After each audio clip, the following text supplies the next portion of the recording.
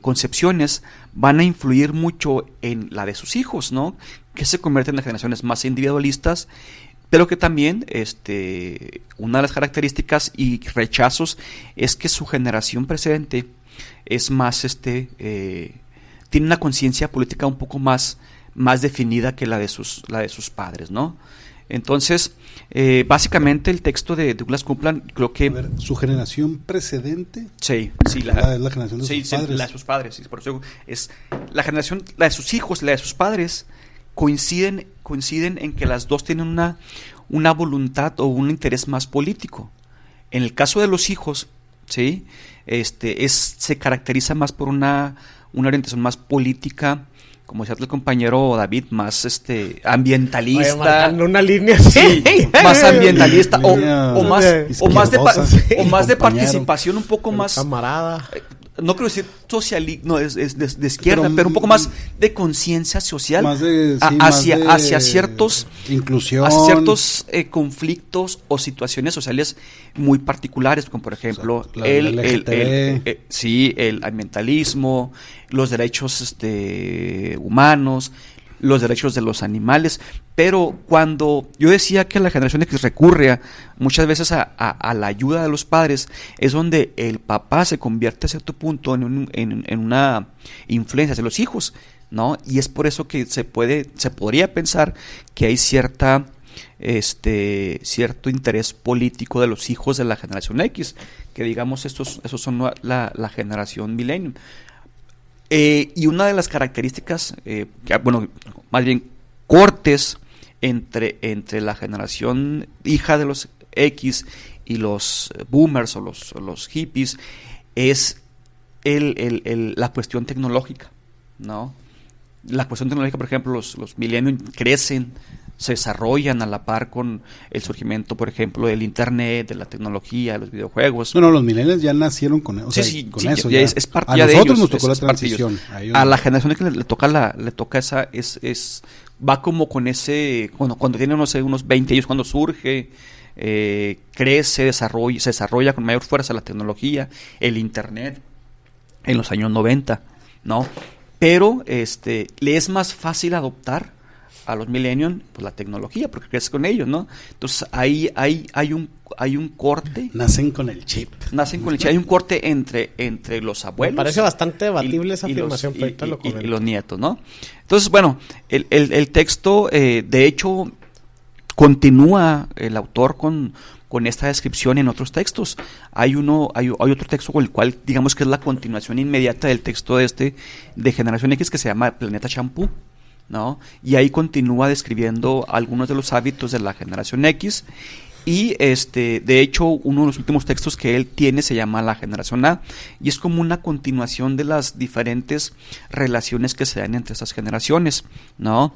Y yo decía que hay algunas películas que van a describir, son como hasta cierto punto, digamos, unas reproducciones de la propia novela del autor. Básicamente hay dos películas que los que han estudiado el tema de la generación X describen como las películas propias de la generación X, muy cercanas a lo que dice el texto, ¿no? Y estas películas básicamente son dos, que estaría... Toy Story 1 y Toy Story 2. No, estaría interesante. No, esas son las que tocó a ti, las de Toy Story.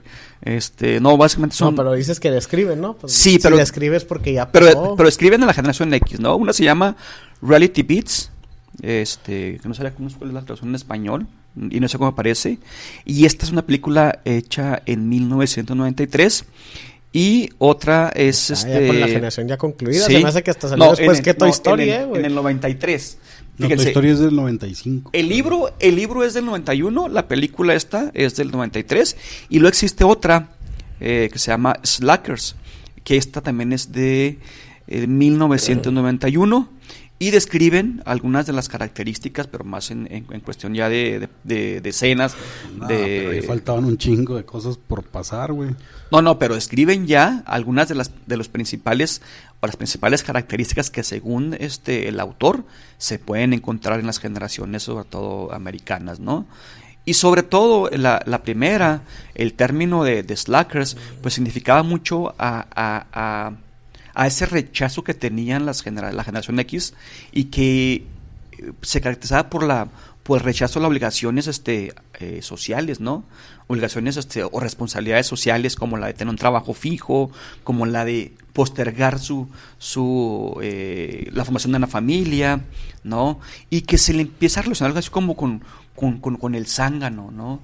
Es decir, en un primer momento el corte entre la generación X y la generación de sus padres es eso, se le ve a la generación X como el vago, como el zángano, aquella generación que no adquiere compromisos, que no se compromete con inclusive hasta con obligaciones, por ejemplo, como adquirir una casa, y que rechazaba ese tipo de circunstancias, o por ejemplo convertirse en un consumidor alocado, de comprar carros, de comprar casas, de embarcarse, de endeudarse, ¿no? Es una de las características que se van a encontrar en esta película, y que también lo comenta el autor en su novela, en el capítulo hecho en el que le estaba diciendo, y que también pues, hace una crítica a esta generación hacia la construcción heredada sobre la sexualidad, ¿sí? De hecho, para el autor Douglas Coupland, uno de los elementos que se ve en su novela es el satisfacer por eso que era hedonista, esas necesidades no emocionales, pero de placer de manera inmediata. De ahí viene, inclusive se populariza el concepto del carpe diem, ¿no? De latín, de YOLO para los chavos. Exacto, de aprovecha el momento, ¿no? Aquí se hace una alusión más hacia satisfacer tus necesidades de placer, o tus necesidad de placer de manera inmediata en el momento, ¿no? Y es una de las características que tiene esta generación X, a diferencia de la de sus padres, ¿no? Y la otra película también es un poco la descripción sobre algunas características comunes. Es una película que hace una revisión, o es como una, digamos, no hay un personaje central, pero que va tomando ciertas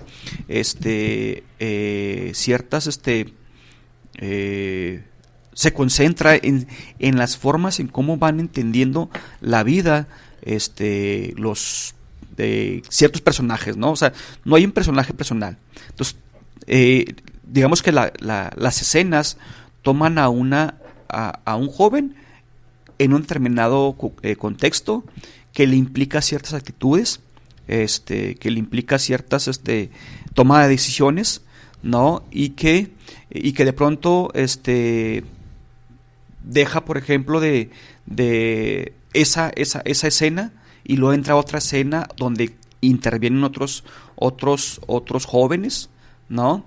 Y también donde ciertas situaciones, ciertas circunstancias, ciertas escenas implican las conductas, ¿no? Y la toma de decisiones de los jóvenes.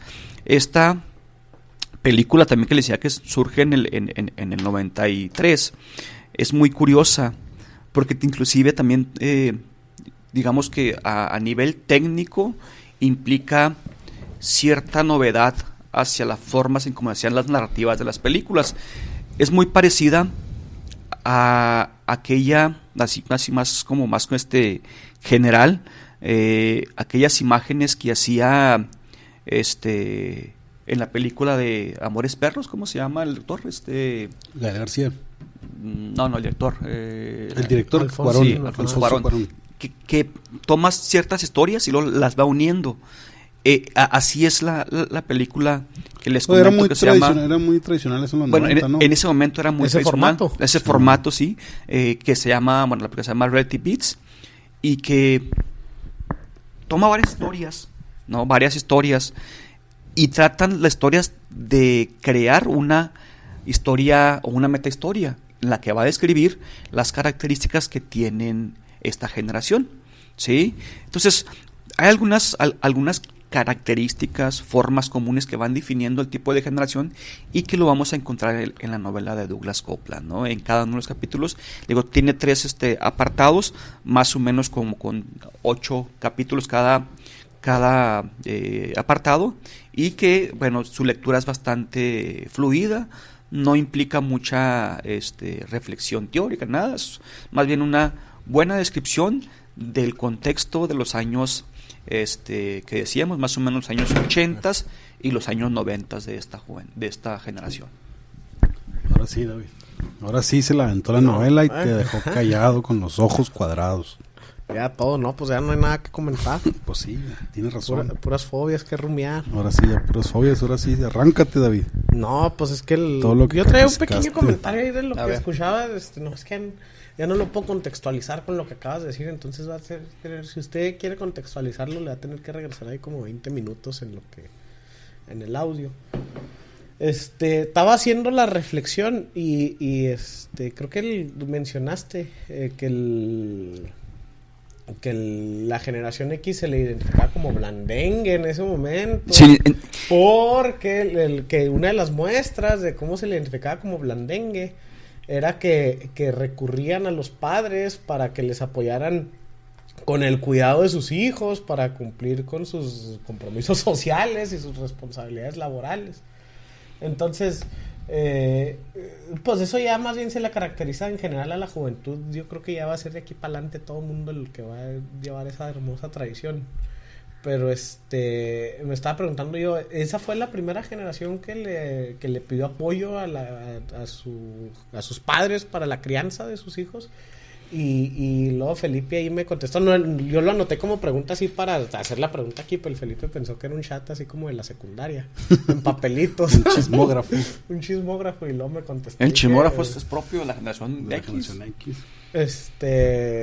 Felipe, eso sí es. Y de la generación que no tenía para comprar a lo mejor en aquel momento eso sí incipientes. Eso sí debe ser transversal a través de todos los niveles socioeconómicos, pues porque de qué otra forma se comunicaba el que sea.